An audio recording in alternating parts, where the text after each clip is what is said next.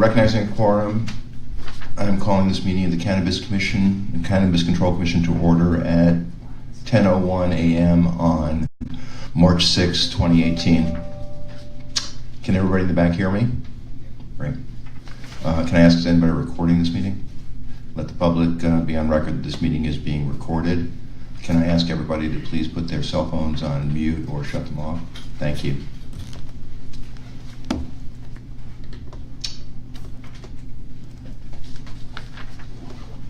We have a relatively straightforward agenda today. I am not aware of any minutes that are ready to be reviewed or voted upon, so we will start catching up on minutes next week at our normally scheduled meeting. The primary agenda item today is to discuss and approve our final regulations based upon the policy discussions that we had last week. That's the only agenda item that I am aware of at this time. Before we get into that, just a couple of logistical things. First of all, we have scheduled today and tomorrow to do our review and discussion of final regulations. We are hopeful that we will finish today. The reason we have a second day is in case we are not done, but we're going to do it right rather than rush through to conclusion. But my hope is that we will get done today, not least of which is to avoid the storm that is supposed to come in tomorrow. But we're going to take as long as it takes to get it done. Second, I wanted to thank both the Commission, but particularly the staff, for the work that has been done over the last 5 days since we met 3 days last week to discuss and vote on policies. All of those policies that require changes to our draft regulations were done over the last 5 days with input certainly from the Commission, but the vast majority of the work fell on the shoulders of our General Counsel and Mary Alice, and so I just wanted to thank both of them for the hard work they've done over the last 5 days to get us ready to have the conversation today. Appreciate it.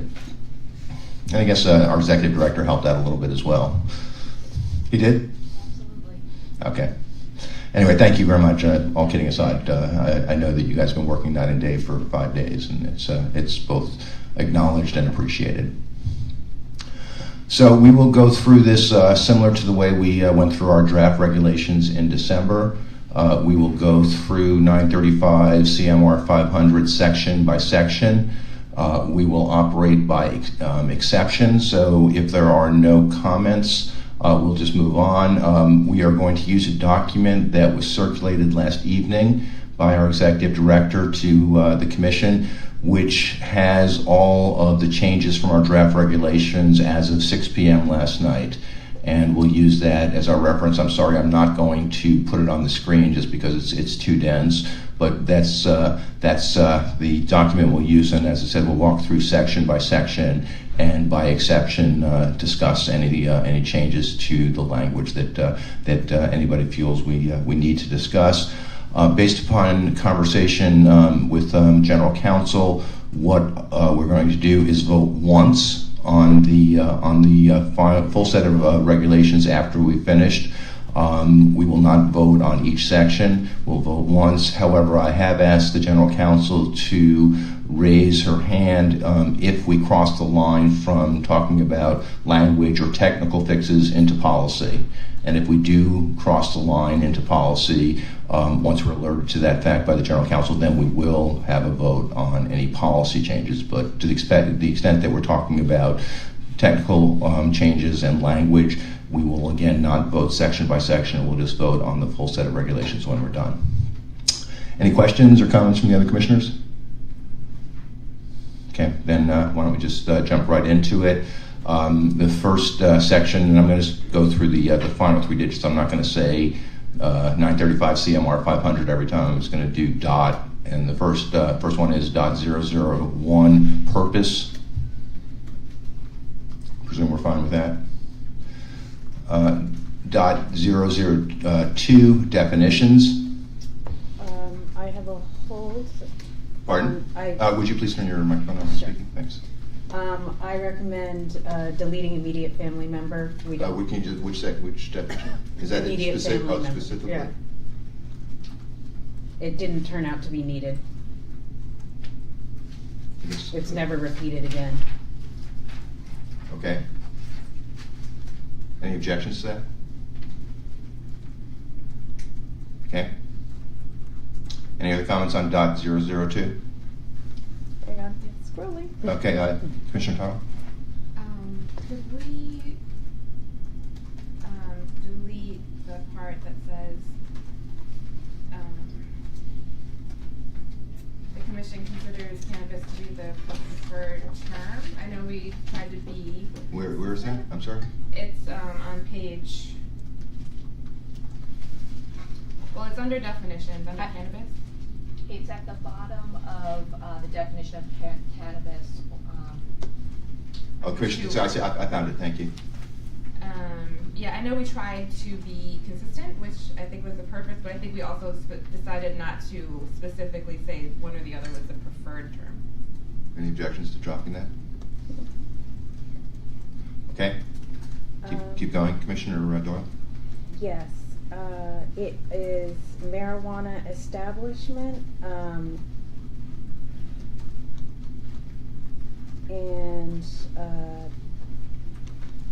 there was a request from DPH after reviewing our regs that we should not include medical marijuana treatment center in that definition because, you know, that puts them, medical marijuana treatment centers, it just creates confusion with our regulations. They're not yet. But would you make any reference to that in our regulations? To medical marijuana, Yeah. We specifically identify certain things about medical marijuana treatment centers. So, for example, that you can, as a marijuana establishment, pursuant to the statute, you're allowed to transact business. So does that mean we need a definition then? It's just making it clear that marijuana establishments within this regulation refer to establishments for adult use rather than the medical use. I've tried to think of any problems that could arise from it, and I haven't been able to find any yet. I'm sure I may regret that statement, but It's been removed. I'm looking at the draft, it's gone, yeah. so, right, but what got deleted in the draft when it was circulated, I had proposed the exception language, and it's now been deleted from here. So what I would like to say is please do not undelete that, or sorry, please undelete that. And put in the accept. Yeah, leave the except. So can you be precise on the language you're proposing or the language that was originally in there? Please? Sure. So the definition had originally, I think in the draft regulations, read marijuana establishment means a marijuana cultivator, craft marijuana cooperative, independent testing laboratory, marijuana product manufacturer, marijuana retailer, or any other type of licensed marijuana related business. And then I had added except medical marijuana treatment center. Okay. And then I think So you're proposing to put that back in? yes, I think somewhere along our drafting after. That's it the whole got- point of having these conversations. Yep. Yeah. Is that okay with everybody? So a question that came up during conversation yesterday related to this very definition. So adding that should not be a problem if the commission's agreeable. Okay. Is included in the definition of marijuana establishment the identifying a research license in there as well. Yep, well spotted. I think it should be in there because it is. I think it should be as well. Okay. Everybody agree with that? Marijuana transporter isn't in there either. That's correct. Okay. So we've got both. So we have three changes then. We're going to put in the language about accept medical. We're going to add transporter, and we're going to add research. Correct? Okay. General Counsel, were you okay to move on? Yes. Thank you. Any other, we're still in .002 definitions. Commissioner Tyler? Under social equity training and technical assistance fund, I was wondering if we could make it more general to preserve our flexibility. So instead of for the purposes of procuring management, recruitment, and employment training, if we could make it for the purposes of training and technical assistance. Yeah, that's fine. Got that, Jeff? That's it, go ahead. Yes, in that same definition, I just want to understand if the commission is clear that that's the name of the fund. It's just differently referred to in the regulations. So if you're fine with that name, could also be the social equity fund if you wanted it to be shorter, but I leave it to you. I like the descriptive nature of what we have there right now. I don't have an opinion. Yeah, I guess let's leave it as is. We'll leave it as is. Yeah. Okay, any other 002 definition comments? One more. Yeah, go ahead. Under. Are you going to United States of America? What? The last definition, United States means the United States of America. Should we debate that? I'm okay on that one. Okay. Priority applicant, I think this is just a typo, might have been mine. It says economic priority applicant. Can we make that economic empowerment priority applicant? I think that's in there. Was that change made last night? Oh, I might be looking at. Yeah, I think if we've got to be all working off the same. Go ahead, counsel. I apologize. So it now reads economic empowerment applicant, or are we making it economic empowerment priority applicant? Economic empowerment applicant is fine. I'll make that change consistent throughout the document. Okay, thank you. Anything else on definitions? Okay, let's move on.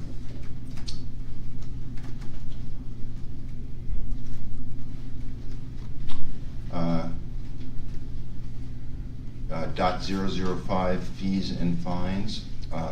I do have, it's barely legible, and it's just so, the print is so small, but in the section about co-ops, where there's more than 6 locations in the co-op, you have language about an additional fee, both application fee and annual license fee, both for indoor and outdoor. It should be, I believe, per additional location. Right, I had actually, I agree with you. It's for every location above 6, Yep. that fee applies per location. Are you looking at Mondays? Because I'm looking at what I was looking at last night.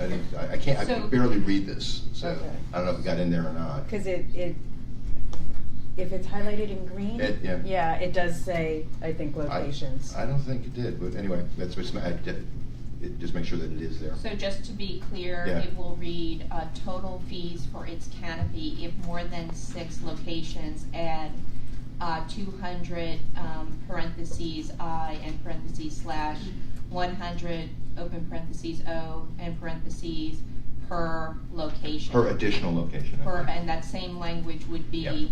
added to the next column. And I guess my only question for you, counsel, is should we say indoor and outdoor rather than capital I, capital O? I could define that somewhere and. Whatever I did, whatever you think is appropriate from a drafting standpoint. It is above. It is defined above. That's fine. Again, I'm going to defer to your judgment. One more on that same cell. It says total fees of it. Should that be total fees for it? Oh, under license fee, it should. Good catch. Okay. Thank you. Anything else on .005 fees and fines? If we could have a moment. Please.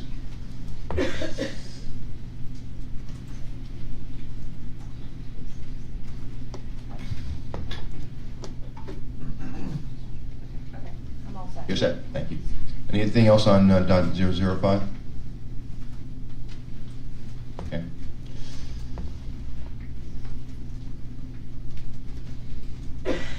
Next is I'm sorry. Oh, yep. You Under- almost didn't make the buzzer.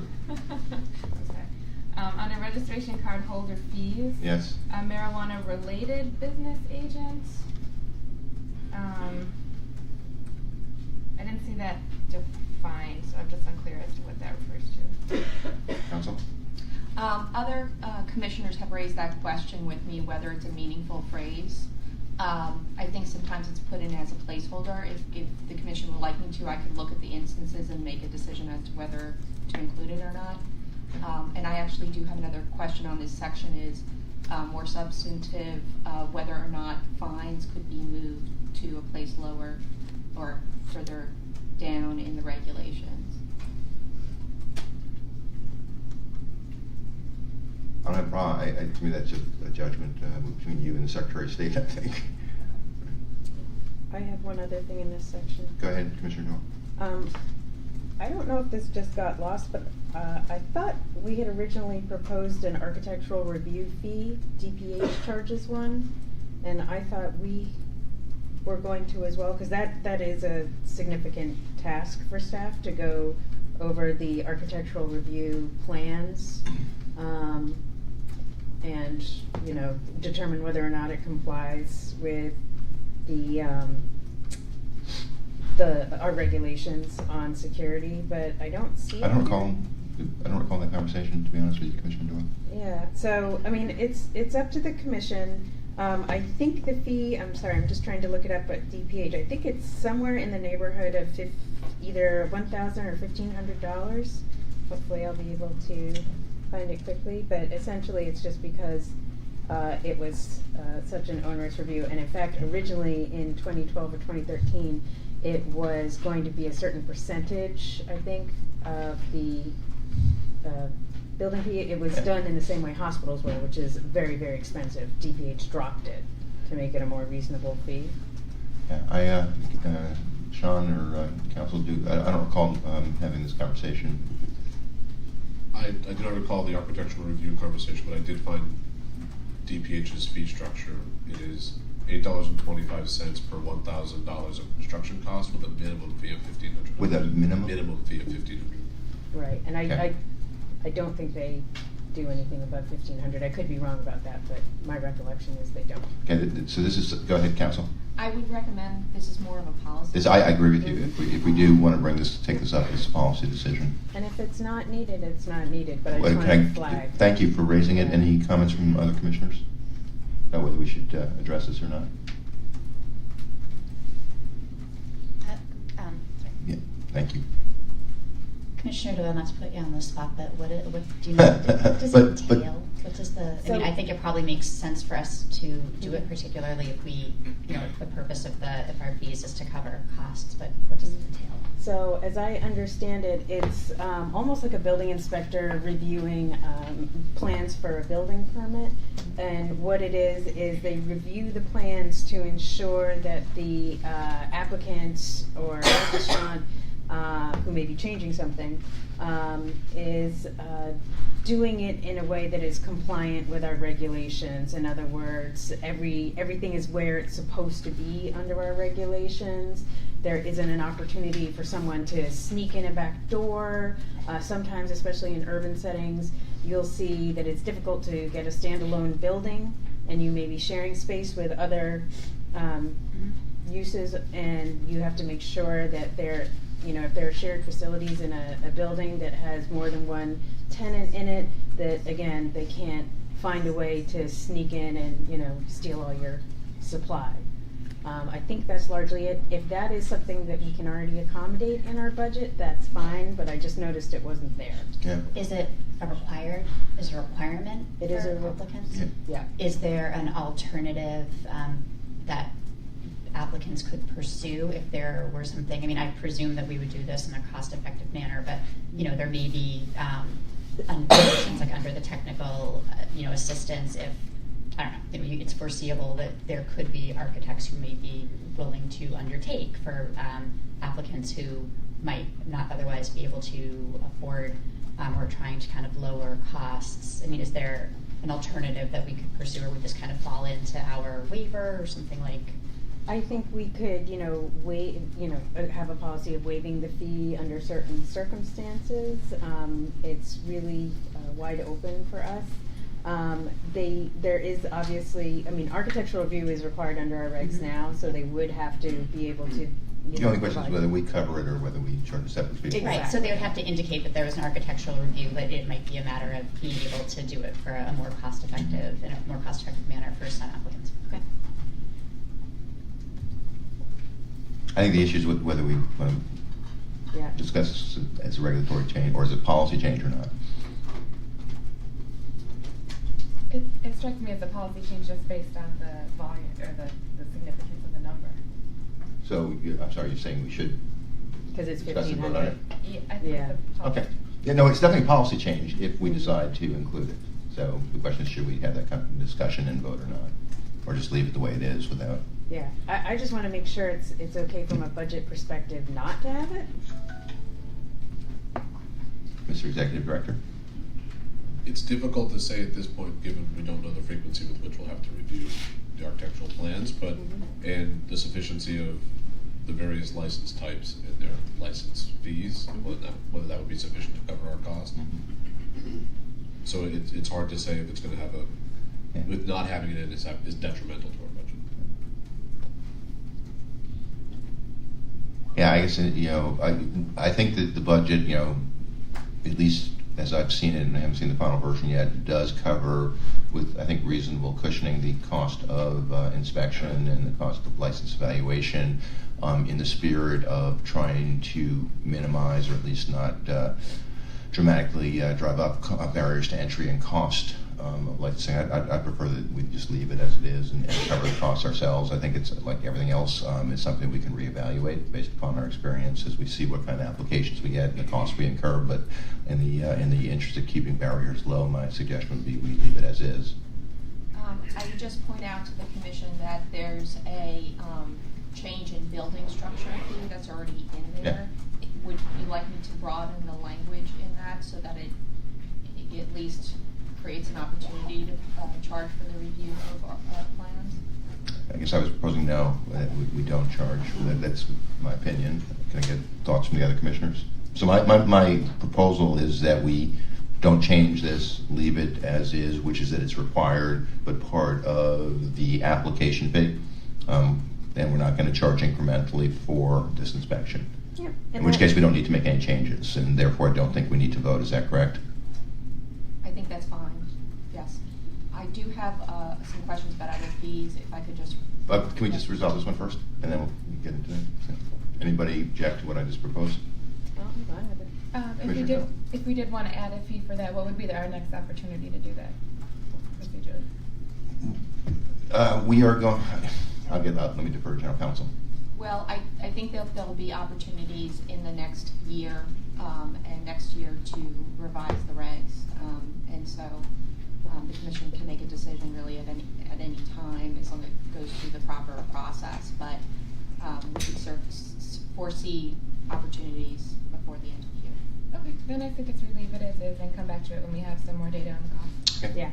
Great. So then you had other comments on the fees, Some Counsel? commissioners had raised questions to me with regards to certain types of license types and inspection fees. So we might get to those as we move down to the definition of license types. But I just wanted to bring that to people's attention if they wanted to discuss it in this context. Why don't you just make sure we get, when we get to the appropriate section, that those issues are raised. Is that all right? Okay, anything else on .005? Okay, .030, registration of marijuana establishment agents. Commissioner McBride. I guess I wanted to direct a question to the Executive Director and General Counsel. I flagged that we had not included in the draft regulations the registration of laboratory agents. I would propose inserting it before this section as .029. We had adopted this regulation on January 23rd as an addition. So if we could proceed with conversation about that. The reason for inserting it at .029 would be to take advantage of the next couple of sections that have to do with registration and also have to do with revocation and denial. In the event of denial, just because there's language that would also include laboratory agents in that. I don't have any objection to it being in this particular section of the regs. Wait, being in 029 or 030? I would. The proposal would be to put it in as 029. Yeah, I heard your proposal. I just want to make sure that's what. Yeah, I don't have any concerns with that. Any comments? this a policy, or is this something we just is language that we've already voted on and approved? If I'm correct. It's true. In the interest of being on the safe side, I would. Could you then read the language, please? Sure. Actually, I would ask. Or Commissioner Brown, are you comfortable reading the language? Sure. One sec.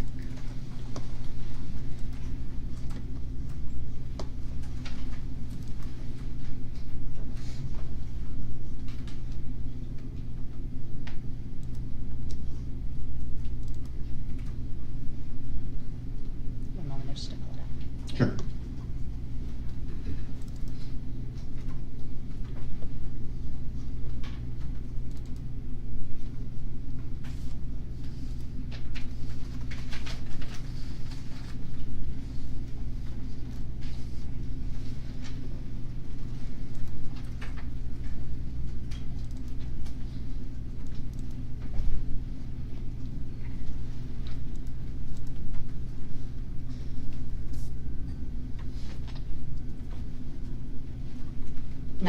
CMR 500.029 Registration and Conduct of Laboratory Agents.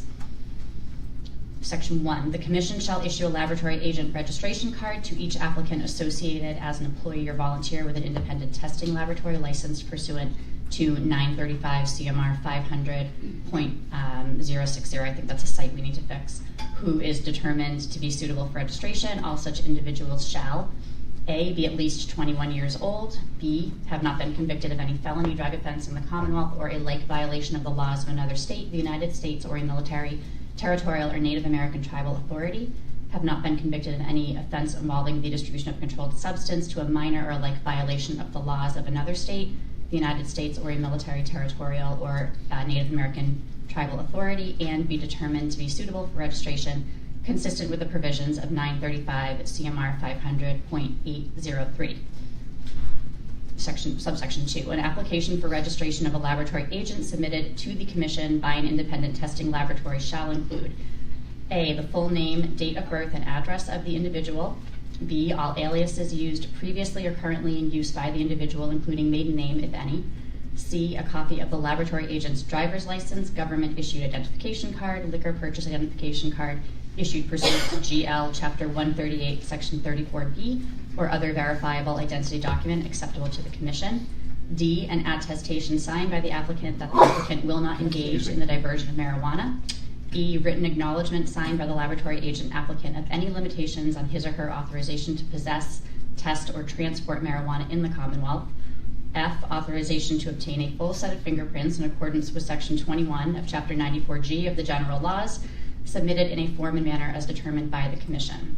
G, background information including, as applicable, a description and the relevant dates of any criminal action under the laws of the Commonwealth or another state, the United States, or a foreign jurisdiction, or a military, territorial, or Native American tribal authority, whether for a felony or misdemeanor, and which resulted in conviction or guilty plea, or plea of nolo contendere, or admission of sufficient facts.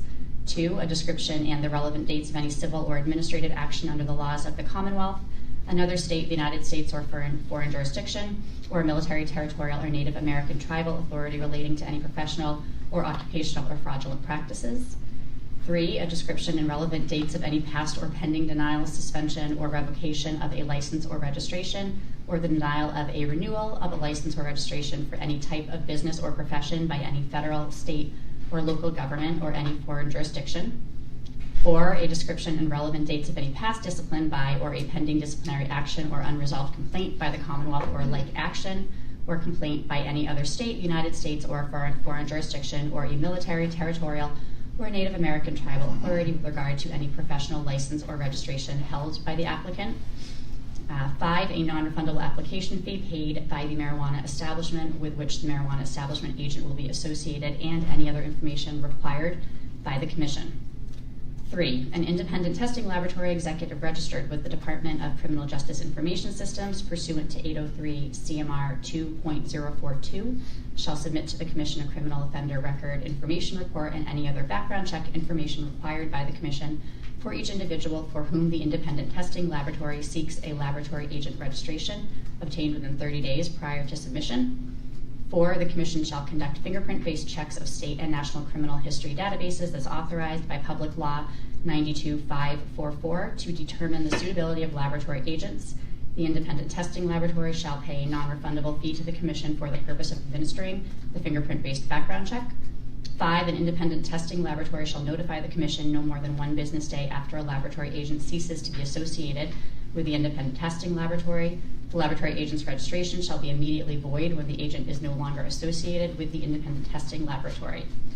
6, a registration card shall be valid for 1 year from the date of issue and may be renewed on an annual basis upon a determination by the Commission that the applicant for renewal continues to be suitable for registration based upon satisfaction of the requirements included in 935 CMR 500.803.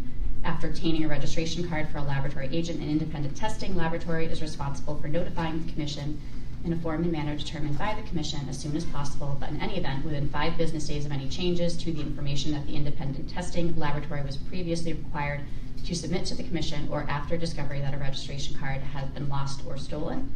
8, a testing laboratory agent shall carry the registration card associated with the appropriate independent testing laboratory at all times while in possession of marijuana, including at all times while at an independent testing laboratory or while transporting marijuana.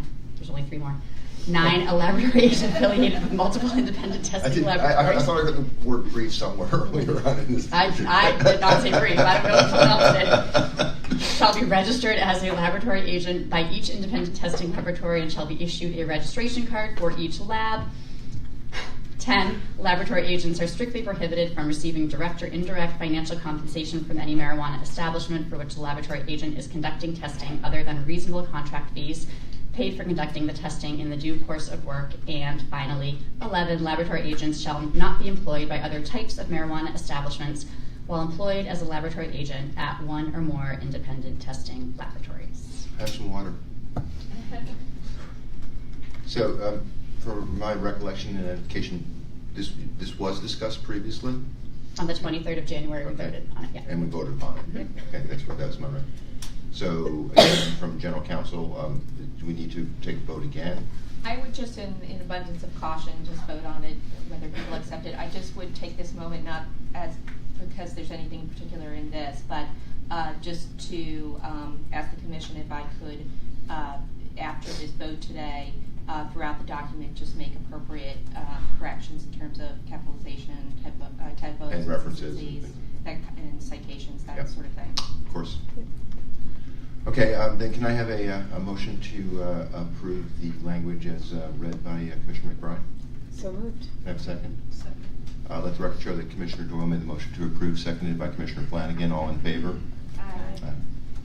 Let the record show that was approved unanimously by the Commission. So that is .029. Moving back into .030. Any comments or questions on .030?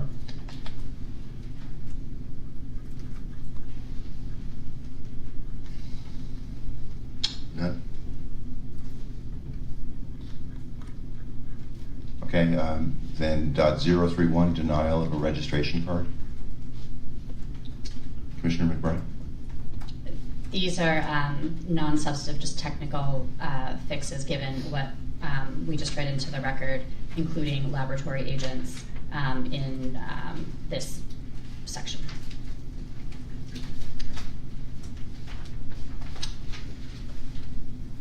Read them in? Yeah.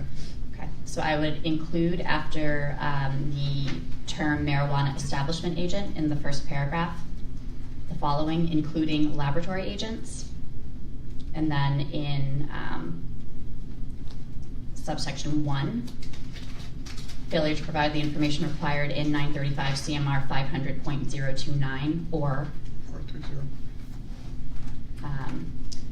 in section 3, the same, failure to meet the requirements set forth in 935 CMR 500.029.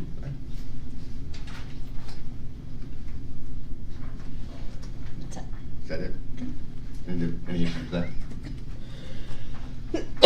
Okay, anything else for .031? Commissioner Tom? Under subsection 6, I hope this is just a change reflecting the conversation we already had, and this is mostly a question for Commissioner McBride. Under subsection 6, where it says other grounds, ... directly related to the applicant's registration as a marijuana establishment agent. Can we change that to that are directly related to the applicant's ability to serve? Sure. Did you get that, General Counsel? I actually need a minute. Sure.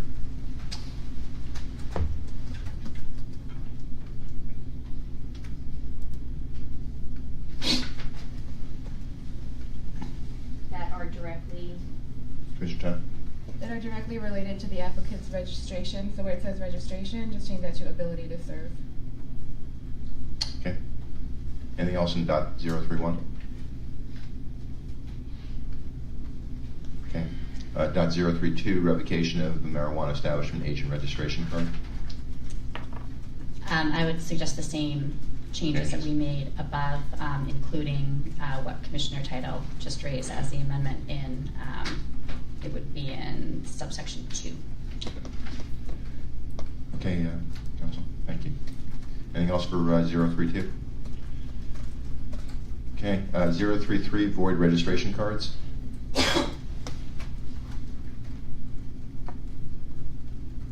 Okay. 040, leadership rating programs for marijuana establishments and marijuana-related businesses. Anything here? Okay. 050, marijuana establishments.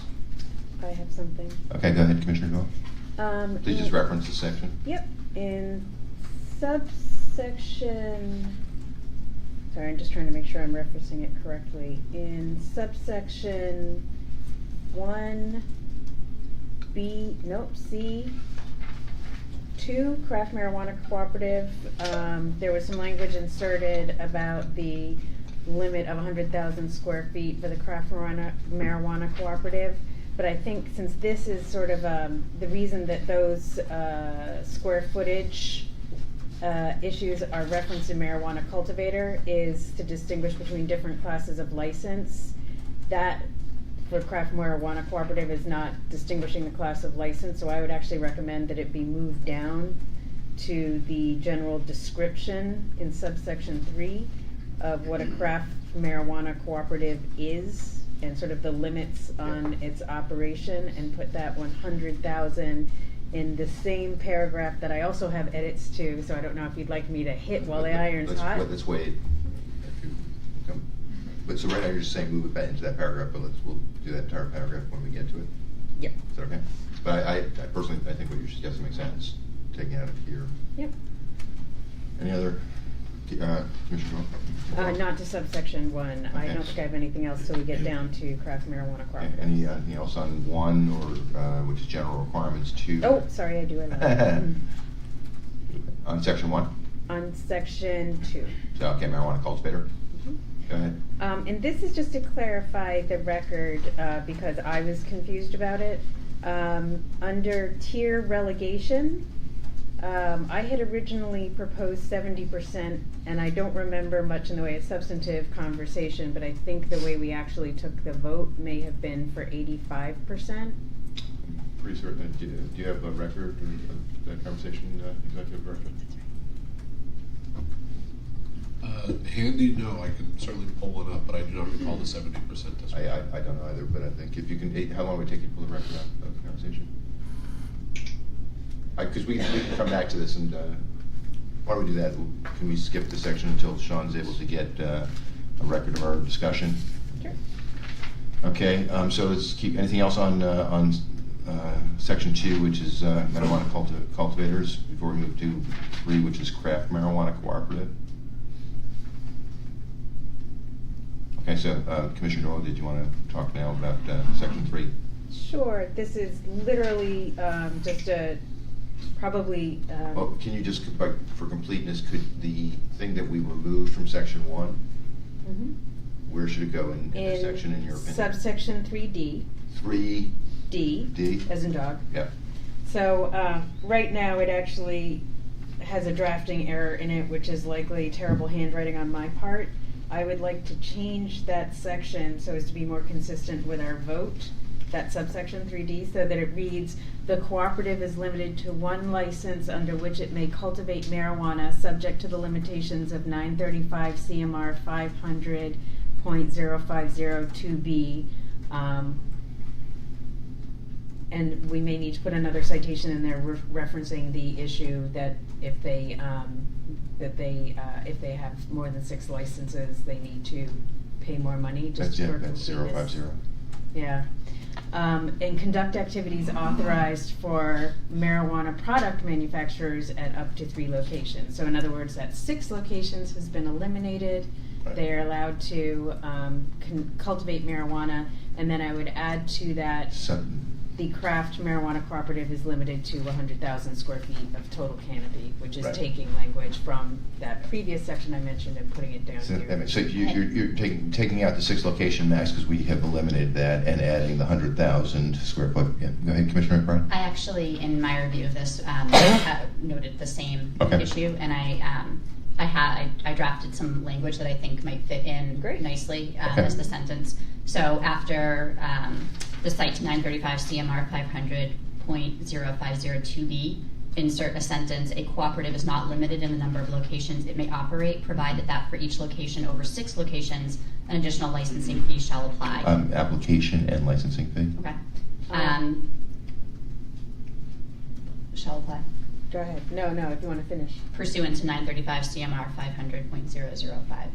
In terms of locations to operate, I think we need to clarify, we're talking about cultivation, So- because Yeah. we don't want. Yeah, so 2 changes to what you just proposed, Commissioner McBride. One is to say both application and licensing fee, and then the change suggested by Commissioner Doyle inserting cultivation. And that they're limited to 3 locations for marijuana product manufacture activity. Council? That's fine. It doesn't sound like there's a policy change in there. No, It's just a clarification. I think that's correct. And that I would ask the commissioner just to forward me the language that they Okay. thought. Any concerns with what Commissioner McBride? Go ahead, Commissioner Tuttle.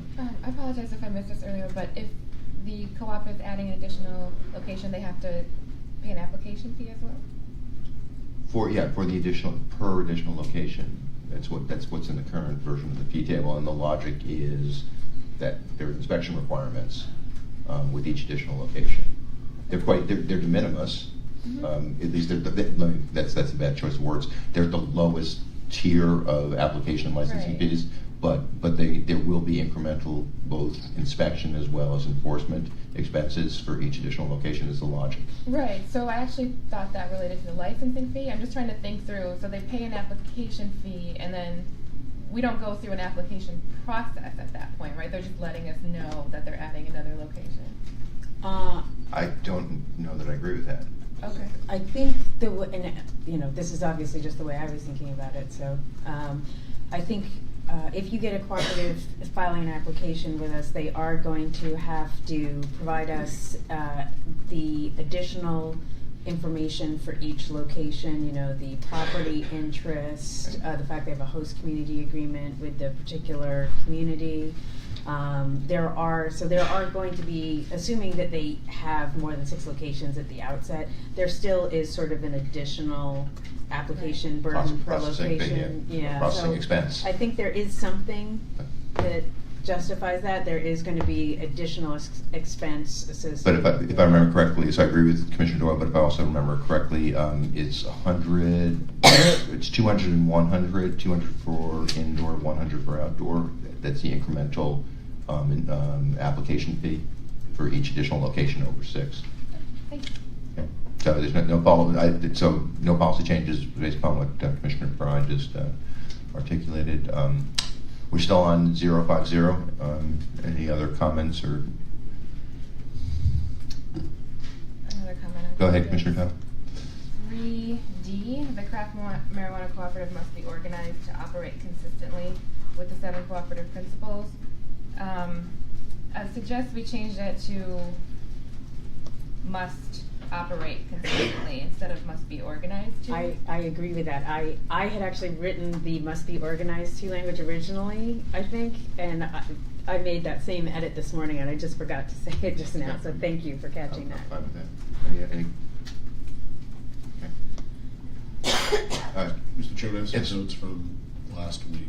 Yes, this is with respect to The relegation. the relegation, right? Which is caught on as a, Yeah, do I get like a royalty of 5 cents every time that word's used in regulations? it's a conflict. Sorry. So I have 3 votes. One was to cap the square footage at 100,000 square feet. The second vote was for relegation.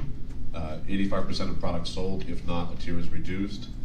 And some discussion around that was about relegation kind of generally about, and this is why I brought up both, because some of it was if we have a square footage, actually let me bring it to a third vote as well, which was a new applicant may apply for any tier, with evaluation after their first year for purposes of relegation.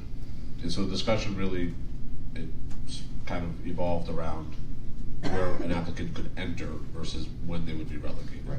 So the 85%, I have no reference here to 70%. And I have no recollection either. Would you like- I know I originally proposed 70% because that's what my notes say, but I think you're right. And I started this conversation with, this is what the vote was. The vote was 85%. Sure. I don't think it should be, because I don't think there was a substantive conversation about why it was 85%. So I do, however, recognize that is a change, and I. But we're okay with changes. We just have to make sure that if they are indeed policy changes, that we vote on them and approve them. Yep. But if you think it's an important issue, then please put it on the table then. Okay.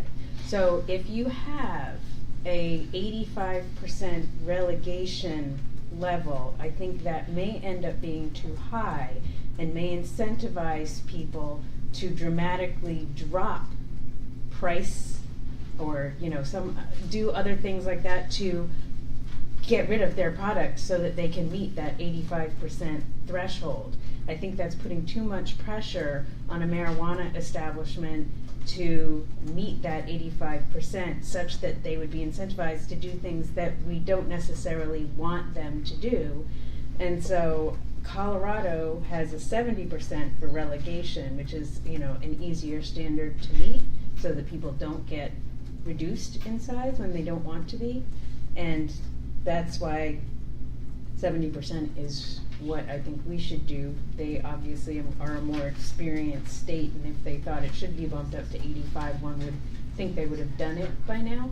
So I'm worried about negative incentives coming out of 85%, and I would like to go with what the other state has done since they have a longer track record. Any comments? That's fine with me. I think that requires a vote, though, correct, General Counsel? I would vote on that. Okay, so I can have a motion to approve changing 85% to 70% with respect to relegation rules. So moved. Have a second? Second. Let the record show that Commissioner Flanagan made the motion to approve, seconded by Commissioner Doyle. All in favor? Aye. Let the record show that was approved unanimously by the Commission. Thank you, Commissioner Doyle. Thank you.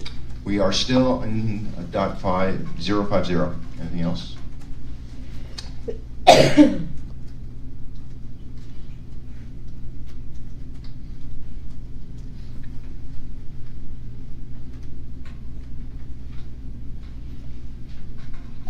Mr. Chairman, Yes, Mr. Executive Director. this may be the time, or at least worth discussion, as far as the revisiting the cooperatives. Is it worth adding language, given our seed to sale tracking system?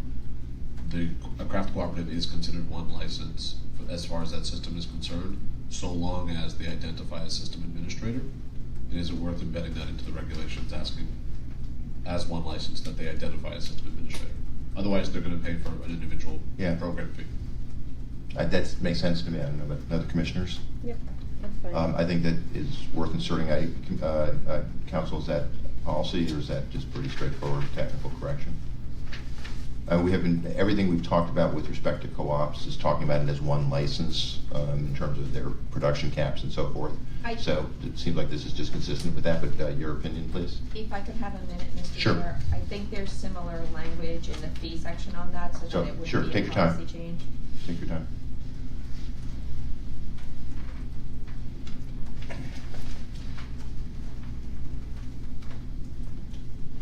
Thank you for raising this.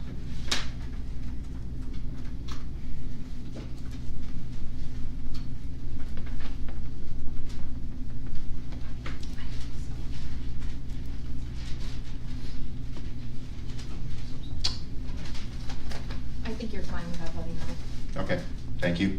We're all set with that? Okay. Anything else in .050? Commissioner McBride? I just want to raise, because we discussed this on Monday, but then we did not take a vote on it, I don't believe, and I just want to make sure that everyone's aware. We talked about refining the 3 license limitation, and I had read some language into the record at that point in time. I guess I would ask the executive director and general counsel whether this is something, because we didn't take a vote on it on Monday, but we did read the language into the record, whether this is something that at this point in time we need to have a discussion about. To refresh memories, the issue here was clarifying that no individual, corporation, or other entity shall be in a position to control the decision-making of more than 3 licenses in a particular class of license. We didn't vote on that? We didn't vote on it. We talked I remember about talking, I it. certainly remember the Yeah, conversation. we didn't vote. And so I think, my recollection is that there was a general agreement, but we didn't Yeah. actually take a vote on it. General counsel? If you didn't vote on it, I'd vote on it. I don't feel as though you need to have a discussion if you want to reference back to the prior discussion that you had. So can you just give us a language suit that we can... So if you look at, this is at 500.050 sub 1, and it's in paragraph B or subsection B. It's additional language. No individual, corporation, or other entity shall be in a position to control the decision-making of more than 3 licenses in a particular class of license.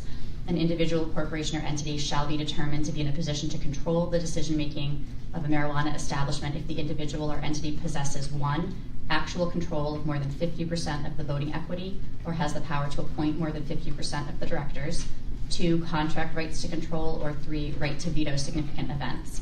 The Commission shall receive notice of any such interest as part of the application pursuant to 935 CMR 500.100. Can I have a motion to approve? Can you just hold on one Okay, second? sure. It's nothing that's wrong with this language. I just want to make sure. I know we had a conversation about consultants, right? No, not that. I actually just want to make sure that we recognize that craft marijuana cooperatives are limited to 1 license. I think it's the way statutory construction would work. It's probably already there, but I'm wondering what I'm not seeing expressly in either this part of the regulations or down below in the craft marijuana cooperative is the idea that someone who is a member of a craft marijuana cooperative could not have this controlling, in another kind of marijuana establishment. So I'm just asking for everybody's collective memory if that was discussed, because it just struck me reading this now. I'm pretty sure it wasn't discussed because we talked about this on Monday and then we talked about cooperatives on Tuesday, so I don't think that it was ever discussed.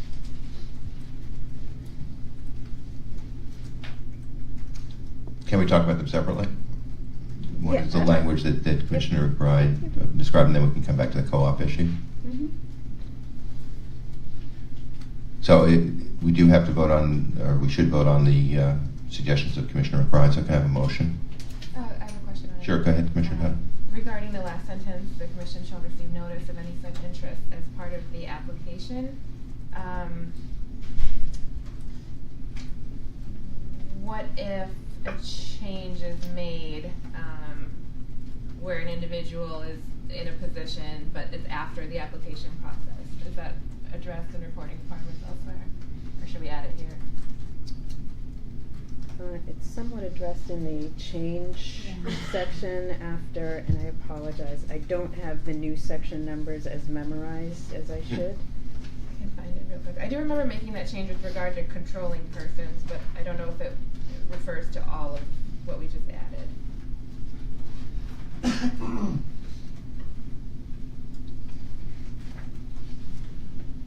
Point 104. Thank you.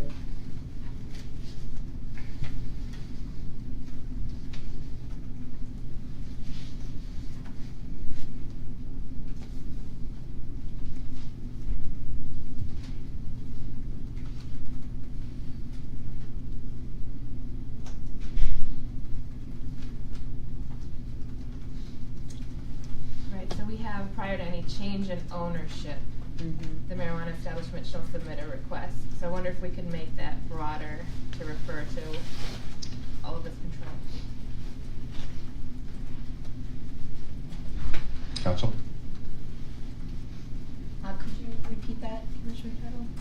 So under 104B, ownership change, prior to any change in ownership where an owner acquires or increases to 10% or more of the equity, the marijuana establishment shall submit a request for such change to the commission. Could we broaden that?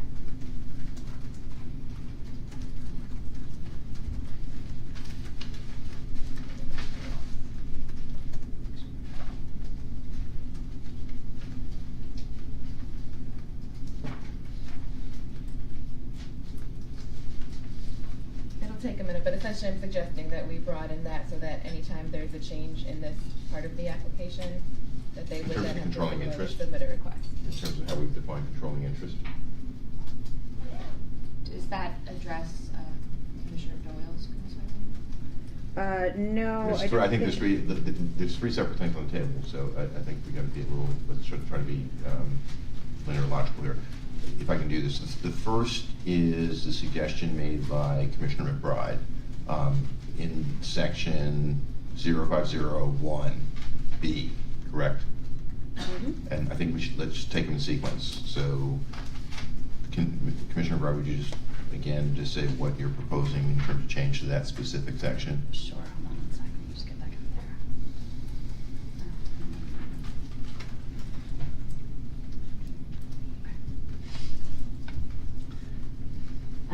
So 500.0501B, adding the following language. No individual, corporation, or other entity shall be in a position to control the decision-making of more than 3 licenses in a particular class of license. An individual, corporation, or entity shall be determined to be in a position to control the decision-making of a marijuana establishment if the individual or entity possesses 1, actual control of more than 50% of the voting equity or has the power to appoint more than 50% of the directors, 2, contract rights to control, or 3, right to veto significant events. The Commission shall receive notice of any such interests as part of the application pursuant to 935 CMR 500.100. Okay, so that's one issue, and again, Council, that requires a vote in your opinion? Yes. Okay, so can I have a motion to approve that specific language? We'll cover Commissioner Doyle's issue and Commissioner Tuttle's issue. Subsequently, we can have a vote can I have a motion to approve that language? So moved. Can I have a second? Second. Let the record show that Commissioner McBride made the motion to approve, seconded by Commissioner Doyle. All in favor? Aye. Let the record show that was approved unanimously. Issue 2, Commissioner Doyle. Sure. And this may be something that just got lost in the shuffle, but I thought at some point we had discussed that craft marijuana cooperatives would have 1 license and its members wouldn't be able to be a part of other marijuana establishments. Apparently I'm having a lot of conversations with myself. You're talking to yourself a lot. I do not recall that conversation, but Okay. My memory is imperfect as all of ours is right now, which is why we take notes. So, yeah, I think the idea was that craft marijuana cooperatives be sort of one independent entity rather than something that could be affiliated with other marijuana establishments. So I would just... Council? Well, since it's at least not, people don't necessarily remember it, I think it's a policy discussion. So It's... It doesn't sound like it was discussed before, so it's a policy issue. So the proposals that license, would you just articulate that as explicitly as you can so we know the motion that we're going to discuss and approve or vote on? Sure. So at the moment, craft marijuana cooperatives are expressly limited to 1 license. Right. What is not addressed expressly is ensuring that its members are not affiliated, and we should be more careful with language, are not, someone give me the right word, involved with other marijuana establishments at the ownership level, No. maybe not a controlling person, would that be the right terminology to use? Well, but are you saying they can't have any interest or they can't have controlling interest? I think controlling. So they can have interest but not controlling interest is... I originally had wanted it to be entirely separate, but I don't want to be overly restrictive if Right. that's an issue. My preference would be to restrict them from controlling interest. Okay. Any question or debate on that? Commissioner Powell? I support that. Okay, who wants to read the language that we're going to make a motion to approve? Commissioner Doyle or General Counsel? Defer to Commissioner Doyle. And Commissioner Doyle would like to defer to General Counsel? No. I just didn't want to step onto it. How about members of a craft marijuana cooperative shall not have a controlling interest in any other marijuana establishment? And that would be where in terms of section? It would be in section 3, which is describing the craft marijuana cooperative, subsection to be determined. Okay, and That's fine. that's fine. Can I have a motion to approve that language, please? I'm sorry, can you just read it one more time? Oh, sure. Members of a craft marijuana cooperative shall not have a controlling interest in any other marijuana establishment. So moved. Can I have a second, please? Second. Let the record show Commissioner Tyrrell made the motion to approve, seconded by Commissioner Doyle. All in favor? Aye. Let the record show that was approved unanimously by the Commission. Okay, Commissioner Tyrrell, you had an issue with respect to controlling interest changing. Yes, I'm going to hold that Until we get to that section. Yeah, that's what I was going to suggest, so thank you. Anything else in .050? Commissioner Tyrrell?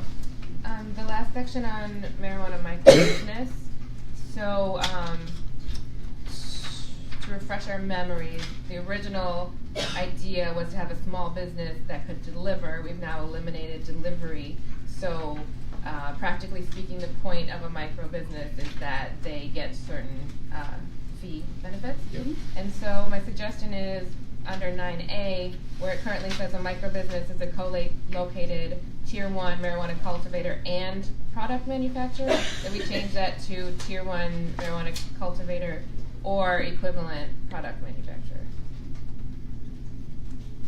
Did we discuss a specific limit last week? I thought you had come up with an idea. It was 2,000 pounds per year. Okay. I have to check that with the changes we've made to the tiers, if that's still the same. Okay. But we can specify that. Back to your first comment, can you help me understand why? I understand what you were saying, but why are you proposing that change? Because right now it says and. Right. So the idea is that if you were either a small cultivator or a small product manufacturer, we still want them to have the fee benefits that we put in place for the small businesses. So if I understand correctly, the idea is just to make it sure it's still a small business. Yes, and that they're not required to do both cultivation and manufacturing. But they can, Exactly. so shouldn't it be and or? Rather than just or? I would refer to general counsel. I can make that clear. We generally Okay. want to avoid and or, but I can just make the language clear. Fine. I just would also ask if we're clear that it's just a Tier 1, because originally the regulations had Tier 1 and Tier 2, so. Right, the tiers changed. Right. So it's I think the Well, tiers. tier 1 in the current proposed final regulations combines tiers 1 and 2 from our draft. So I think tier 1 in our current regulations is consistent with what we've said all along. Yeah, right. It's 5,000 square feet. Okay. Yep. Okay, so that does not strike me General Counsel's policy. No, I think you're set. Thank you. Anything else on .050? So related to that, the micro business piece, if the language is going to be that you may do either, I would suggest that we consider the limitation on production to ensure that it's not just a cheaper version of a manufacturing license. Right. So if you allow for full product manufacturing, to ensure that it remains a small business, there should be some sort of limitation on production. And you proposed, Commissioner Tuttle, 2,000 pounds? A purchase of 2,000 pounds of marijuana per year. That would be policy, I would think, correct? Yes. Did we not vote on that last week? I We genuinely did. don't remember. I know we discussed it. We voted on it in another context, I think, not this exact context. Okay. General Counsel or Executive Director? Checking I do not have a vote next to my note around 2,000 pounds. Redundancy is probably not a bad thing, so That's fair. can we have a vote that we limit manufacturing for microbusiness the way just articulated by Commissioner Title? That was Commissioner Title. that was discussed last week. Commissioner Title, I apologize. Can you read it just one more time? Yes, okay. And I just need to look at the tier one more time. So tier 1 is Up to 5,000? 5,000. Yes. Can we come back to, I just need to check if the 2,000 was 5,000 or 10,000. Well, I'd rather go in sequence unless it's going to take you Okay. long. So Yeah, what- let's pause while you check. Do you want to take a break? Yeah. Sure, it's always time for a break. So can I propose a 10-minute break until 11:15? Thank you.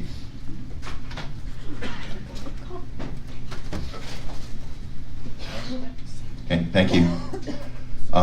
So the issue that we left was limitations on purchases by micro businesses. Commissioner Tuttle? Okay, so the language we are considering is a microbusiness is a co-located marijuana establishment that can be either a tier 1 marijuana cultivator or product manufacturer or both. A microbusiness that is a marijuana product manufacturer may purchase no more than 2,000 pounds of marijuana per year from other marijuana establishments. Okay. Can I have a motion to approve that language? So moved. Second. Let the record show Commissioner Doyle made the motion to approve, seconded by Commissioner Flanagan. All in favor? Aye. Let the record show that was approved unanimously by the Commission. Thank you. So we are still in section .050. Anything else?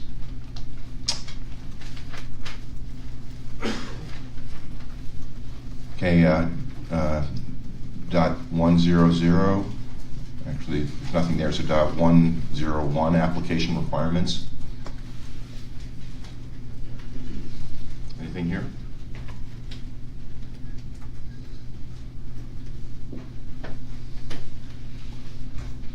No?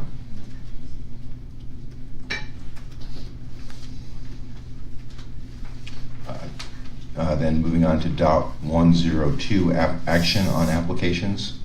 I'm sorry, just, I'll say back to 101. yeah. Go ahead, just Commissioner McBride. one. So it's just reflecting. Which the- section? So I'm trying to find it. It's in the RMD applicants.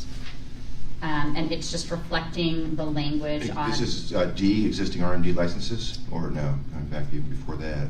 This is two. Two Yep. RMD applicants. Yep. Yep. And it's inserting, in Part B, application of intent packet.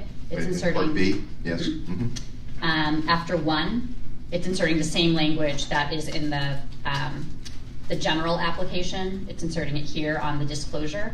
So it's just reflecting this language. 2, a disclosure of an interest of each individual named in the application in any marijuana establishment application for licensure or licensee. And then 3, documentation disclosing that the marijuana establishments and its owners have past or present business interests in the other states. It's just mirroring what's up above, Right. putting it in here and making it a requirement. So that's as well. it's fine to move on. Right. Okay, thank you. Anything else in 101?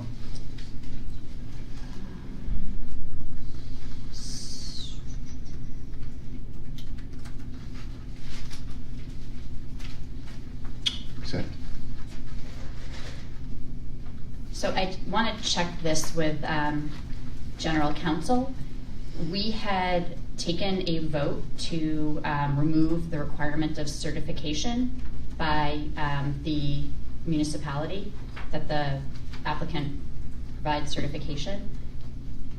I believe that is in number 7. Just want to make sure that our vote is reflected there, that it comes out. Okay, if you could in 101. So this is in, 7, documentation that marijuana establishment is in compliance. let me just, so it's 101, Yes. 2 for RMD applicants. And then number Okay. 7, documentation of the marijuana establishment is in compliance. I will take that out. that's a correct deletion, right? Is that okay? That is. Okay. Yes. Anything else in dot 101? Okay.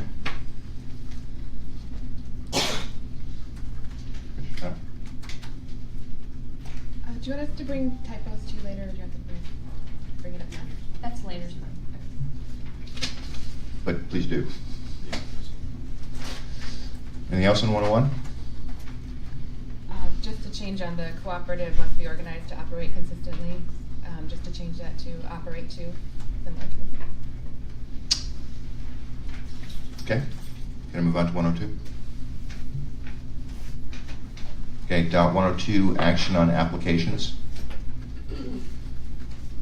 Anything here?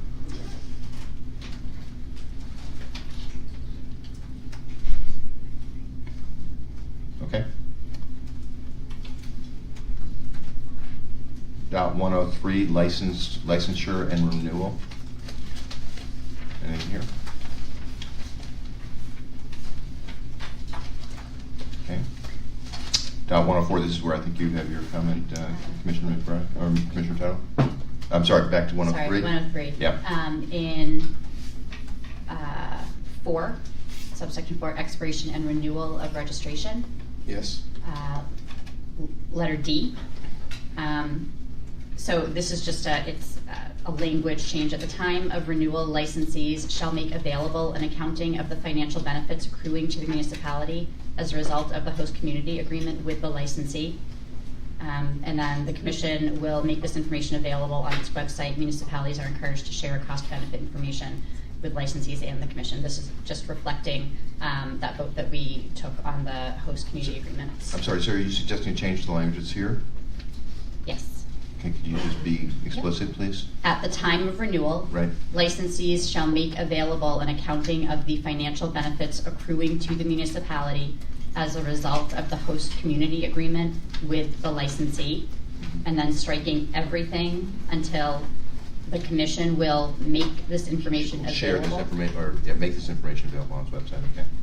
Municipalities are encouraged to share cost benefit information with licensees and the commission. Okay, and we did discuss and vote on that last week, so that does strikes me, council, that is not a policy change. No. Okay, so, any concerns or? Okay. Anything else before we move on to 104? Okay. Dot 104, notification and approval of changes. Anything here? Oh, this is, I'm sorry, this is Commissioner Title's issue that I asked you to hold off on. Yes, so my suggestion is that we change the requirement regarding change in ownership to change in control, and then we reference the new language that we just added about all the different types of control, and say that if there's a change in any of those items, that it should be reported. I guess my question would be, does it have to be, do you want to add the concept of control? Do change in ownership or control, or? Change in ownership or control? I'm perfectly, yeah, I just think we should add the control, conversation we just talked about on Monday, so yes, I'm fine with that. We'll just do that. Are you? Yeah. Everybody else okay with that? I think so. No vote necessary, council? I don't think so, no. Thank you. Anything else in dot 104? Okay, dot 105, general operational requirements for marijuana establishments.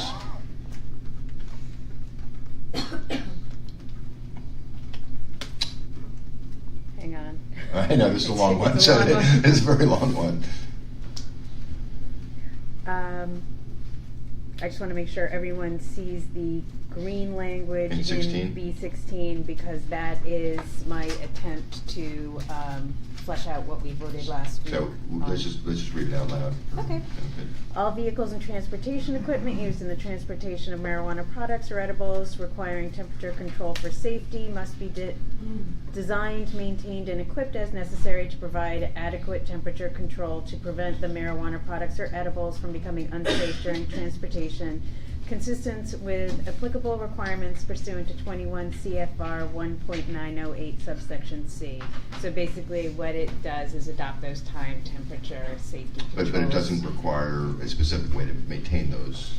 Well, the reference does, the statute, the statute does contain some specific Okay, provisions. fine. We'll incorporate by reference, and then Mhm. if they don't work for this particular industry for some reason, We can modify. people can bring it to our attention and we Okay. can look at whether waivers are appropriate. General Counsel, we're fine. I think we're fine. Any questions or concerns about it, putting that language in? I think we did discuss this, if I'm correct. Okay. Okay, we're still on dot 105. I know I have more. I know you do. That's Yeah, why I sorry. said we're still on dot 105, because I knew you had more.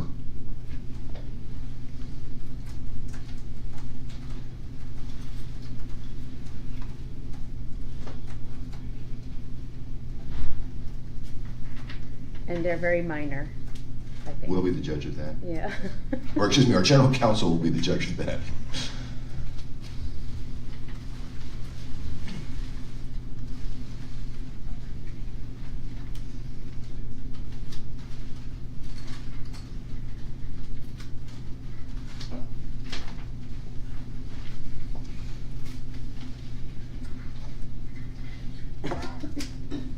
Mr. Executive Director? This would be the section that the symbol or mark would be. I'm sorry? The symbol would be appropriate. Okay, fine. Let's let's get Commissioner Doyle all of her riches, and then before we move on, I will broach that topic. I think I am actually done. I think they had already been dealt with. Okay. Anything else in dot 105? Commissioner Tuttle? Just coming back to the seed discussion, under requirements for the handling of marijuana. Can you, okay, 3 requirements for handling of marijuana? 3 requirements for the handling of marijuana. A, second sentence, a marijuana establishment shall process the leaves and flowers of the female marijuana plant only, which shall be well cured and free of seeds and stems. Right. Can we We make did. that generally free of seeds and stems? I think we discussed that last week, if I'm correct. Right. And I'm fine with that. I'm fine with that. Any concerns with that? Okay, got that, Counsel? That's fine. Okay. Anything else, Commissioner Tuttle? Or other?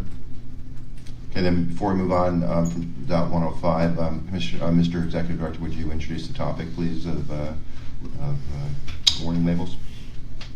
Sure. So as the Commission may recall, the statute, Chapter 55 of the Act of 2017 requires that all labeling of packaging include 2 distinct symbols. The first indicates that a product contains marijuana, and the second is a symbol that indicates that the product itself is harmful for children. And so in the course of that is something that does need to appear on a package. There are 2 options that would be available that were identified or designed by the same company that designed their website. This is something that should be embedded within the regulations, but given the timing, it's something that I would put for your consideration today. I did circulate the draft of that last night. I think we might have So for some materials. education, I'm going to put up the 2 proposed alternatives. This is alternative 1. Everybody can see it on the screen.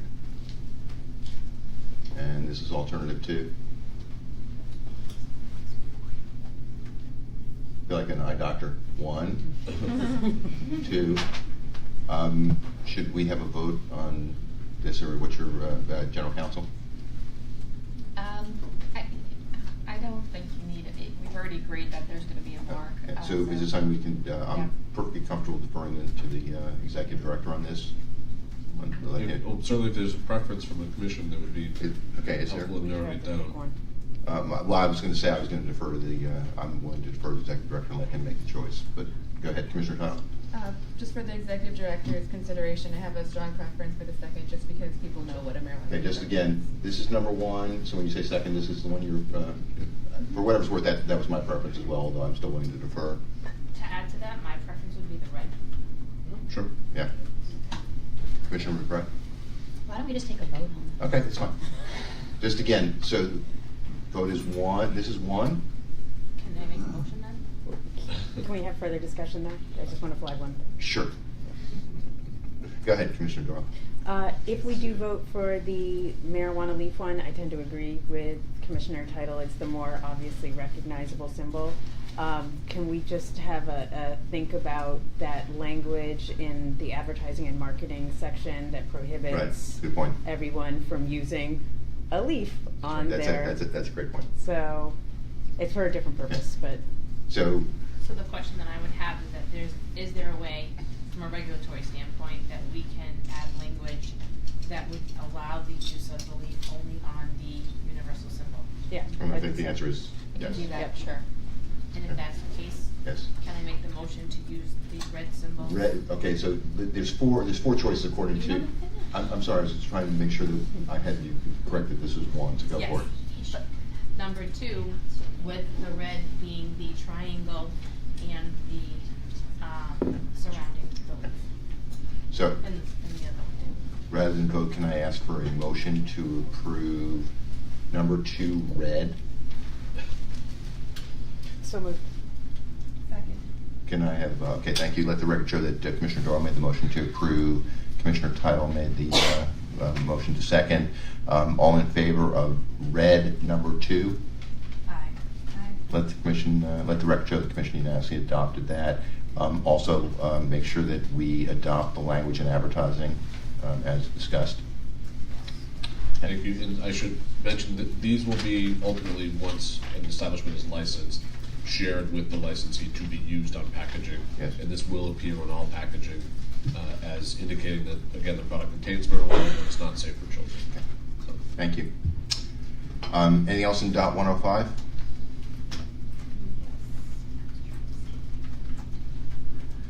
Yes, go ahead, Commissioner. Under labeling. Where's that? I'm sorry, can you just give me a section, please?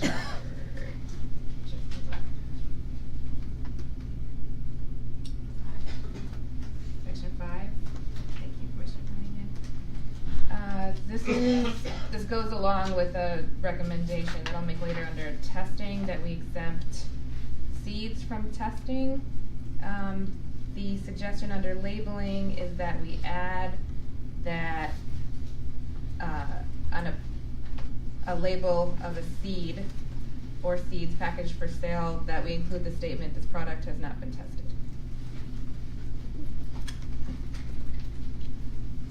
Council? Is that okay? Yes. Okay. Okay, thank you. Anything else in 105, dot 105, Executive Director? related to the seed question, I think this may be not for regulation, but instead for potential guidance to manufacturers or product or retailers, that if it is a seed, it should be packaged and tagged accordingly so that we can track that sale in a tracking system. Just the logistics of tracking seeds could get a little complicated, but so long as it's packaged accordingly with the appropriate label, and that could just be something that we issue guidance eventually. Okay. Anything else in dot 105?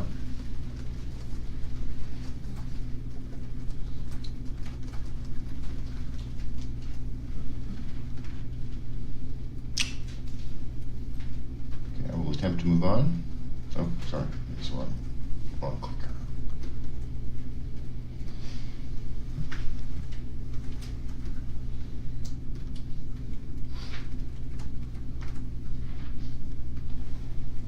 Okay, I'm going to try to move on. Dot 110, security requirements for marijuana establishments.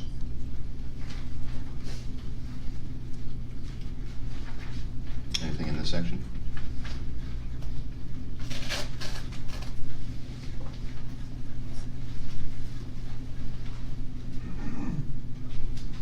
Nothing?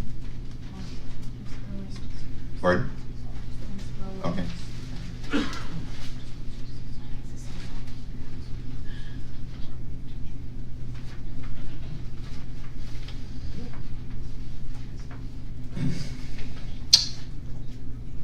Okay. Nothing? Okay. Dot 120, additional operational requirements for indoor and outdoor marijuana cultivators. Commissioner Tyler? Pardon? Nothing. Oh, I said, I'm sorry, I apologize. Anybody else? Is that a comment?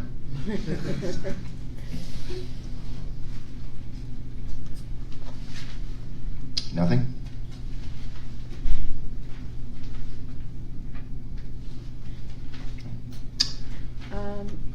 Commissioner Doyle? I just want to check that this shows up on yours, subsection 2. There's a change on everybody's to otherwise lawfully acquire.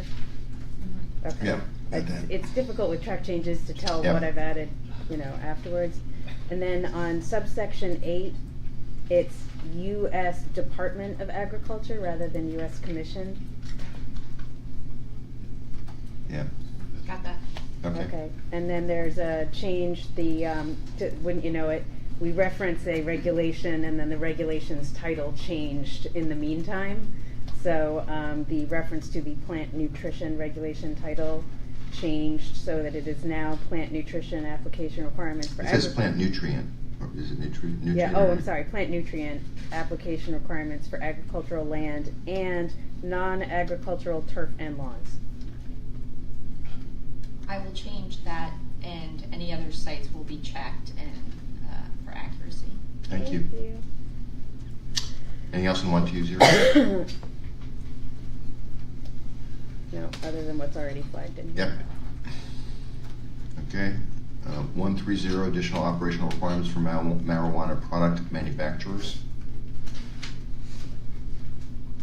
Anything? No, I think everything has already been added Okay, in. thank you. Dot 140, additional operational requirements for retail sale. Commissioner Tyler? Just to be consistent, under 9, testing, no cannabis or cannabis products shall be sold or otherwise marketed for adult use that have not first been tested. Excuse me, if we could add comma, unless otherwise accepted in these regulations. Could you, this goes to seeds? Oh, good point. Good point, yeah. Yes. Okay. Anything else? Are we comfortable? I know that we had a long conversation last week with respect to patient supply. Commissioner Doyle or everybody else, are we comfortable with the language that's in here now on patient supply? I am, and I just want to thank Commissioner McBride and Title for working on this. Let me extend my thanks as well. Anything else in dot 140? Okay. Dot 150, edible marijuana products.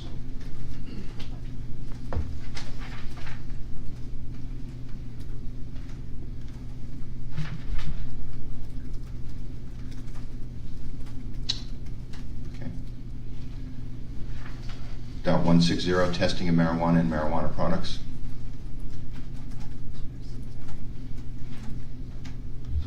Commissioner Title, are we keeping number 4 now? Yes, unless there's any I don't. suggestions. I don't have any. I just wasn't sure. Yeah. So nothing else in. I would, We're in 150 or 160. I'm sorry. on 160, 160. Yes. I would just to be clear on sub 4, if we want to just add some language, clones are tested, and in other words, indicate that clones are tested but are exempt from testing requirements for metals. I think is a little bit more clear, and I apologize for the drafting. That's a good suggestion. Good suggestion. Thank you. Okay. Anything else on 160? Okay. 170, municipal requirements.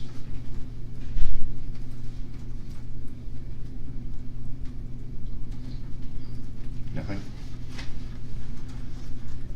Dot 200, counties of Dukes, isn't it? It's redundant. Counties of Dukes County and Nantucket, or is that actually correct language? I would defer to Commissioner Doyle on the explanation of this. There was. I thought it looked unusual myself. It does look unusual to me. But sometimes in Massachusetts, you find that these more unusual references are historical, and it appears that is the case. I defer happily to you on this one. Yes, I actually did. Or I happily defer to you on this. I did telephone a member of the legislature who does represent this particular area to inquire. Well, let me thank you for doing that. Not at all. So, anything else on .20, sir? I do have one.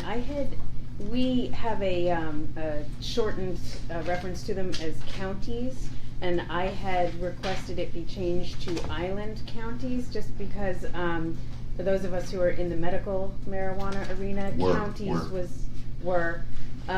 will be. Will be. Yep. Once in future, is that the right language? Yep.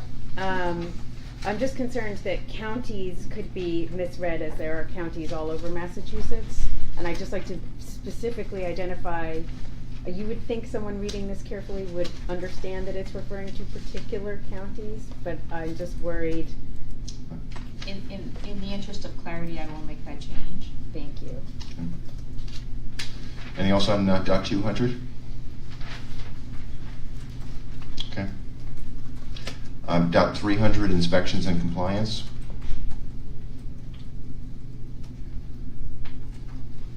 Anything? Okay. .301, unannounced purchase for purpose of investigative training, or investigative testing, parentheses, secret shopper program, close parens. Anything there? Okay.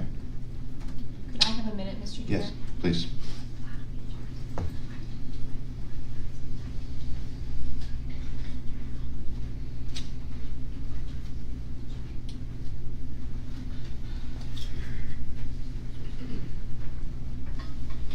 Council?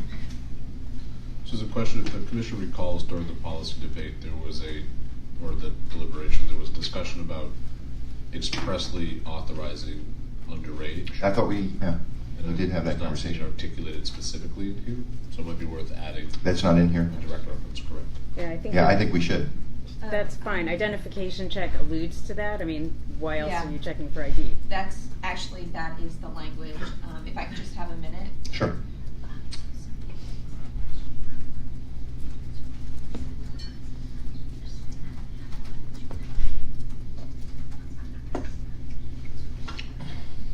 Okay. That language is sufficient. Yeah, Okay. that'll work. Any comments on that? I'm fine with that.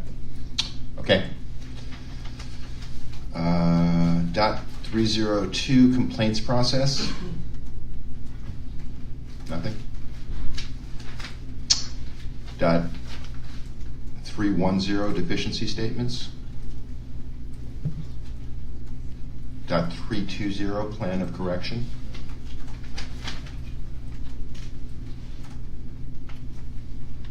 Okay.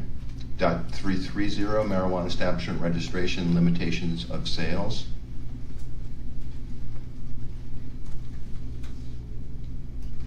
Nothing.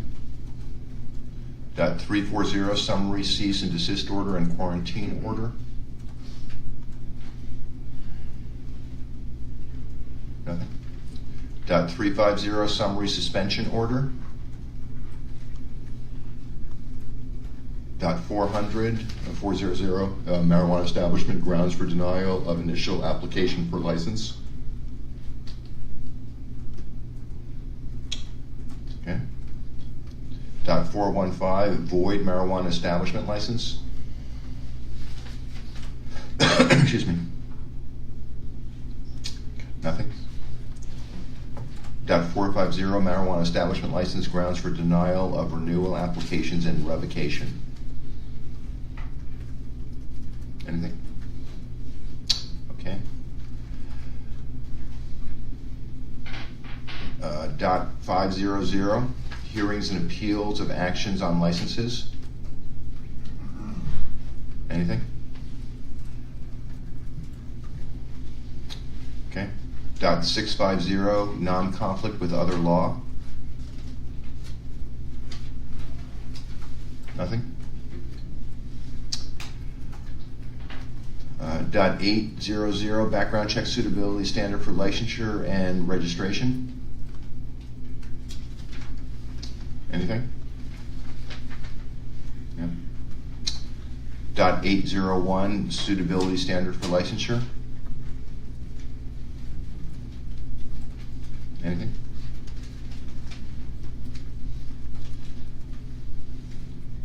.802 suitability standard for registration as a marijuana establishment agent. Nothing? Mr. Chairman, can I say? Sure. Sorry. You got 1 second, General Counsel. Go Did we ahead. miss .700 and .750? It's quite possible. I apologize if I did. Let me just go back. The waivers and notice? If I missed it, I apologize. Not that I have. No. Just for the record. I don't see that here. Oh, I'm sorry, I did. It's the very bottom. .750 notice. And I apo- .700 above it. I don't see .7. To be honest, on mine, I don't see 700. I believe you, you're right. Okay, and well, could you read off .700 waivers? Any questions on that, or any? It's not. It's just not in. It might got Yeah, no, it just incorrectly. wasn't on the left column, so I just missed Oh, it. So I see. .700 waivers. Just for the record. Yeah, no. It actually was inadvertently Indented. jumped into Yeah, 650. that's why I missed it. I apologize. So .700 waivers. Anything? And then .750 notice. Thank you, Commissioner Flanagan. Anything on .750? Okay, so I believe we were at .802 suitability standard for registration as a marijuana establishment agent. I'm sorry, General Counsel, did you have a? I'm all set, actually. Thank you. Anything on .802?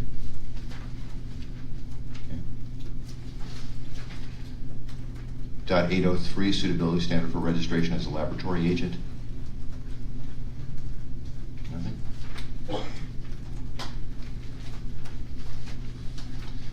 .900 severability.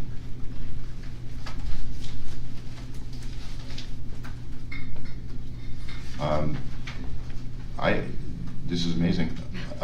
There is one thing though that, and my apologies, that I missed, and so if you could get me to the right section, Council, the energy standards discussion that we had, and where that ended up in the regulations. Okay, yeah, I knew there was something. I didn't, but I don't know how I missed it, so if somebody could point me to the right section, please, or if our General Counsel could, rather than some random person. It might, check 500.040 sub 3 sub 5 might be what you're looking for. That's the leadership. No, it's leadership, That's yeah, no, leadership, exactly. okay. Point It's a 120. 120, 120. Executive Director, thank you. Then sub 12. 120 sub 12.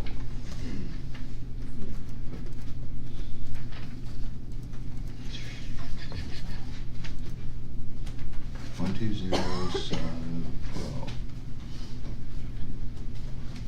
Okay. This, I think, General Counsel clearly qualifies as policy. What I would like to put on the table for the Commission's discussion is to extend the grace period that we have given to existing cultivators to reach these energy standards, to extend that grace period from 12 months to 18 months. And my logic for that is I think there is conflicting data and lack of clarity, and I will speak for myself, I will not demean my fellow commissioners, but lack of knowledge on this topic in my case. And we have gotten a lot of feedback that both is concerned with the time and the cost involved in this, that is also concerned with the efficacy of this, and quite honestly, the thing that makes me even more in favor of extending the grace period from 12 to 18 months is that the feedback we've gotten is contradictory. So we've heard from multiple industry sources, but we've heard contradictory feedback, as well as things that are in disagreement with what we reviewed the other day from EEA. We do have an environmental or an energy subcommittee. Is that correct, Executive Director? There's an environmental standards working group. Yeah, working group, excuse me. And I believe we need to give them some time to resolve the ambiguity and uncertainty and contradictory data that we're seeing, I support the end result here, but I believe that by extending the grace period from 12 to 18 months, we give the working group time to get more information to the commission on this issue. So put that up for discussion. I recognize that this is a policy change, but I'd like to get other commissioners' comments on this, please. The only concern that I would have, Microphone. the only concern that I would have is simply a lack of information as to whether or not that jeopardizes the Commonwealth's ability to comply with that 2020 deadline. I don't know what it would do to that. Yeah. I wonder, do we want to take a lunch break and see if we can? We can. I think this is way too complicated to I resolve. know. over I don't know lunch. that we can do it that quickly, but it just makes me a little nervous on that score. That's all. Other comment? I appreciate that. I think that is a legitimate concern. Other comments? I have the same concern. I think that we're trying to balance the needs of this industry with the needs of the Commonwealth of policies that have put before us, and I would either ask for a recommendation from the Executive Office of Environmental Affairs or to see how this conflicts, or Okay. on the side of caution. Commissioner McBride? Thank you.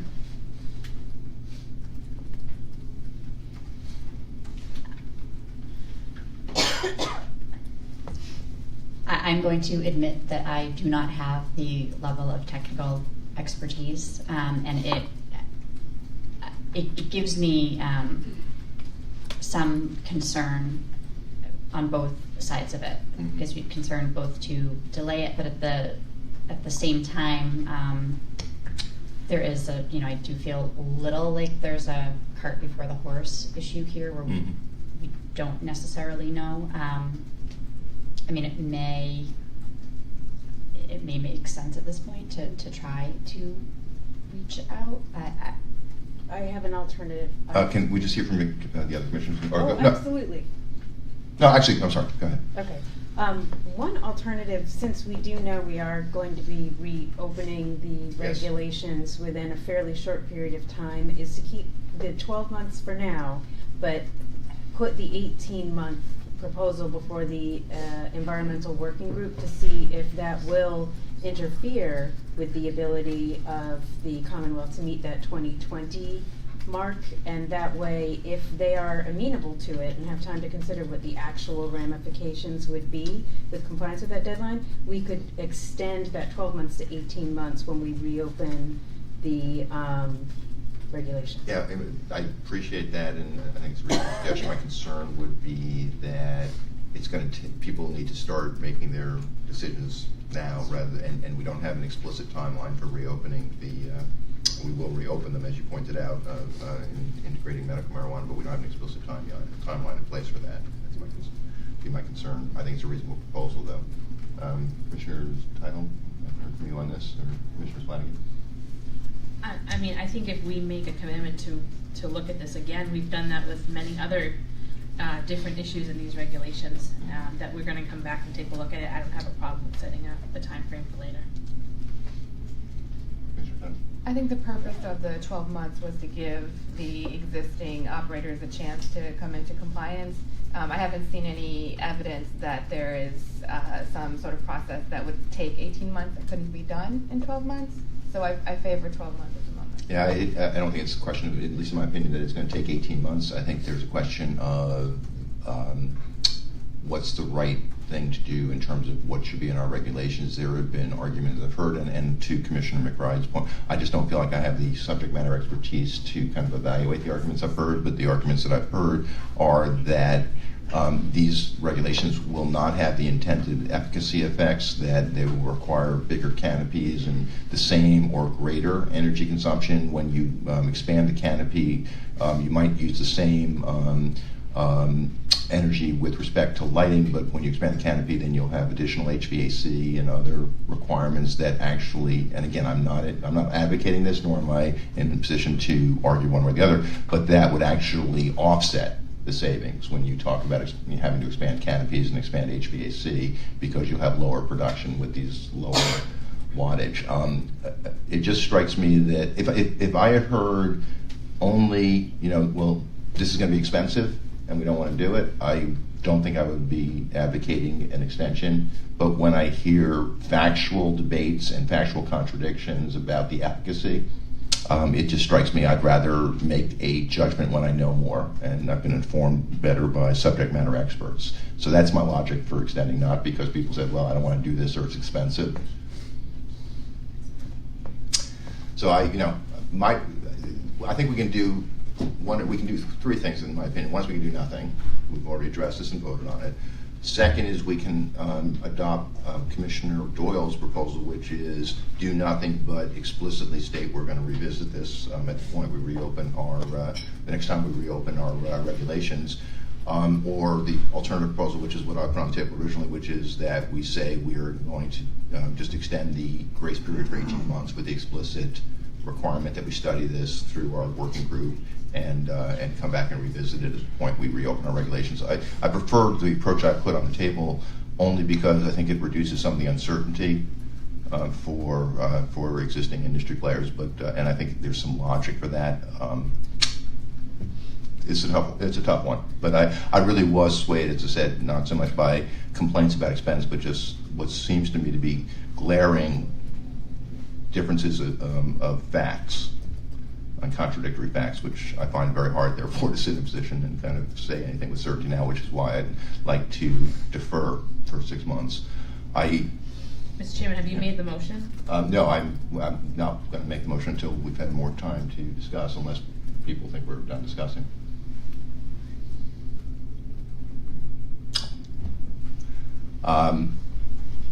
Okay, so I guess there's two motions. We can do them in the order that I just articulated them, which is motion one, which I would like somebody to make a motion to approve, and to second is to change nothing other than extend the grace period from 12 to 18 months. I have a question. Sure. Sorry. And I may need to just be pointing to the right part of the regulations. I'm trying to look up what the grace period is. Can you help us out, General whom Counsel? it applies to? We haven't been able to find that specific language in there either. I would have to check in with our decision points from last week to see if that specifically was voted on. I'm virtually certain we voted on it, but I don't see the regulations, so thank you for catching that. So we would integrate some language that puts a 12-month grace period in place. Yeah, I thought it was there somewhere. But if not, it should be. Yeah, I mean, I know we explicitly discussed and voted on that, so that's just a drafting omission. That's what we've got to do.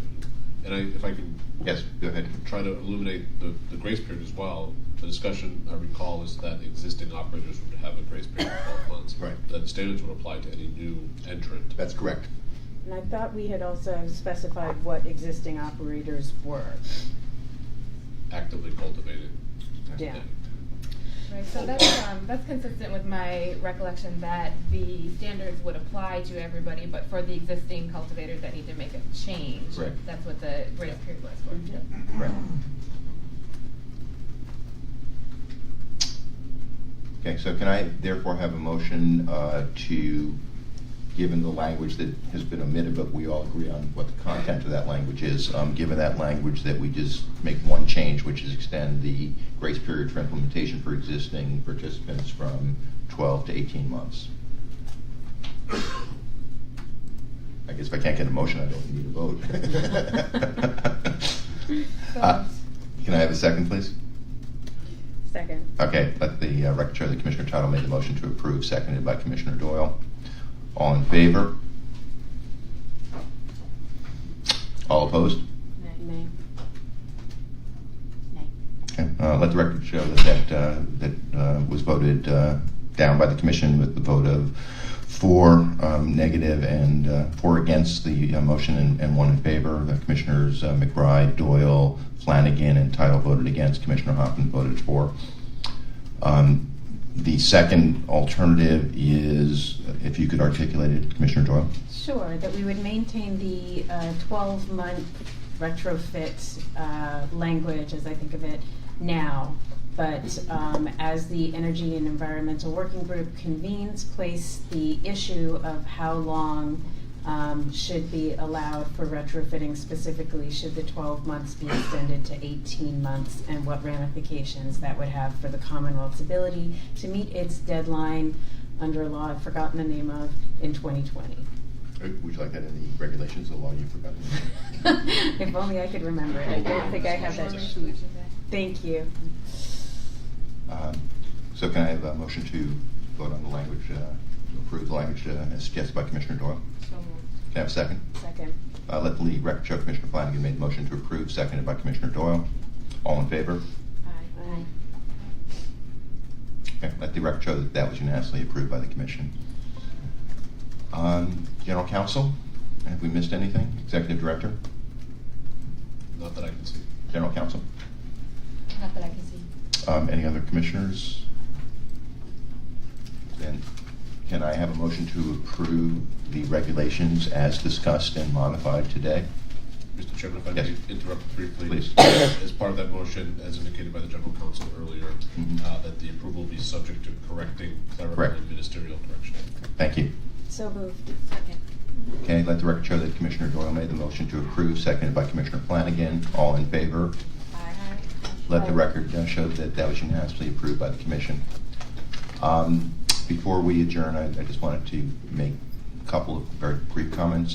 First of all, I want to thank the staff again for the work in getting us from last week, well, particularly in getting us from last week to today, but for all the work, but really appreciate that. I also wanted to just publicly state my appreciation for my fellow commissioners for the work, not just the amount of work, but the way we interacted, the way we've gone about our business, the caring that everybody has behind everything they've done and said in public. I want to recognize that it is explicitly part of the legislation that there was a diverse group of people appointed to the commission. And I think the governor, the attorney general, and the treasurer did a very good job of following up on that requirement. Diversity is a good thing. It's occasionally messy. I'm used to diversity in private, at least the messiness part of it in private. Here, some of the messiness occasionally got into the public. But I just want to say I think it's a good thing. I think we did a better job collectively because of that diversity.